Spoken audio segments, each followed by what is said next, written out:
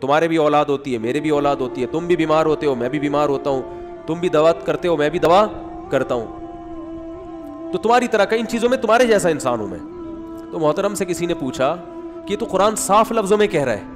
تو محترم نے جواب کیا دیا, اب دیکھو یہ خطیب لوگ جو لوگوں کو عقیدے خراب کرتے ہیں نا, لفاظی کرتے ہیں, باتوں کو گھماتے ہیں, وہ محترم نے بات کیسے گھمائی. محترم نے ارشاد فرمایا, بڑا مجمع تھا, بہت بڑا مجمع جس میں یہ تقریر فرما رہے تھے. بات یہ گھمائی کہ نبی صلی اللہ علیہ وسلم سے صحابہ نے پوچھا کہ آپ 24 گھنٹے کا روزہ رکھتے ہیں تو ہمیں بھی اجازت دیں. تو آپ نے فرمایا ایکم مثلی, تم میں سے کون میرے جیسے, تم یہ میرے جیسے نہیں ہو. اور ابو جہل کو جو آپ نے خطاب کیا اس میں کیا فرمایا, انما انا بشر مثلکم. غیر مشرکین کو جو آپ نے خطاب کیا اس میں فرمایا میں تمہاری طرح کا انسان ہوں. اب آگے محترم نتیجہ نکالتے ہیں کہ صحابہ کو یہ کہا کہ میں تمہاری طرح کا نہیں ہوں, لہذا صحابہ کی اولادیں اب تک یہ سمجھ رہی ہیں نبی ہماری طرح کے بشر نہیں ہیں, اور ابو جہل کی اولادیں یہ سمجھ رہی ہیں کہ نبی ہماری طرح کے بشر ہیں.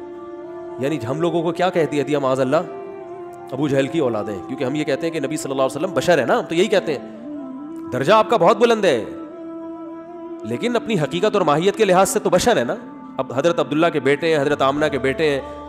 آدم علیہ السلام کو اللہ نے مٹی سے پیدا کیا اور انہی کی اولاد میں اللہ نے ہمارے نبی صلی اللہ علیہ وسلم کو پیدا کیا. خلقہ من تراب, قرآن کریم نے آدم کو کس سے بنایا, مٹی سے. تو اب دیکھو مجمع ایک دم چیخیں مار رہا, کیا علمی نقطہ بیان کیا, کیا خاندانی نقطہ, کہ ابو جہل سے چونکہ یہ کہا ہے کہ میں تمہاری طرح کا انسان ہوں, لہذا ابو جہل کی اولادیں کیا سمجھ رہی ہیں, یعنی ہم لوگ کو کہہ رہے تھے ابو جہل کی معاذ اللہ اولادیں, یہ یہی سمجھ رہے ہیں کہ وہ ہماری طرح کے انسان ہے. اور صحابہ سے یہ کہا کہ تم میری طرح نہیں ہو, فرق ہے.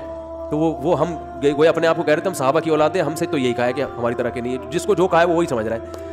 میں حیران ہو رہا تھا, اتنے بڑے بڑے مجمع میں کوئی ایک عقل مند نہیں ہوتا جو جا کے ان بزرگ سے پوچھ لے کہ حضرت جو آپ اتنی بڑی داڑھی رکھ کے تقریر کر رہے ہیں, تو بات یہ ہے کہ ابو جہل سے جو آپ نے فرمایا وہ صحیح فرمایا یا غلط فرمایا.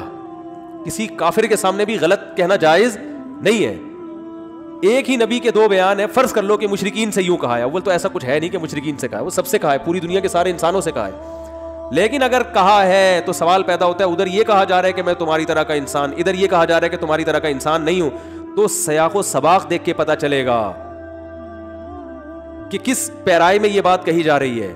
ادھر کہی جا رہی ہے کہ میں تمہاری طرح کا انسان ہوں, کیا مطلب تم مجھ سے عجیب و غریب معجزوں کا مطالبہ نہیں کرو, میں خدا تھوڑی ہوں, میں انسان ہوں, انسان یہ سارے کام نہیں کر سکتا. انما انا بشر مثلکم یوحی الی, مجھ میں تم میں فرق صرف وہی کا ہے, اللہ نے تمہاری ہدایت کے لیے مجھے منتخب کیا ہے, وہی ڈائریکٹ میرے اوپر آئے گی, میرے ذریعے سے تمہیں ہدایت ملے گی, تمہارے پاس براہ راست وہی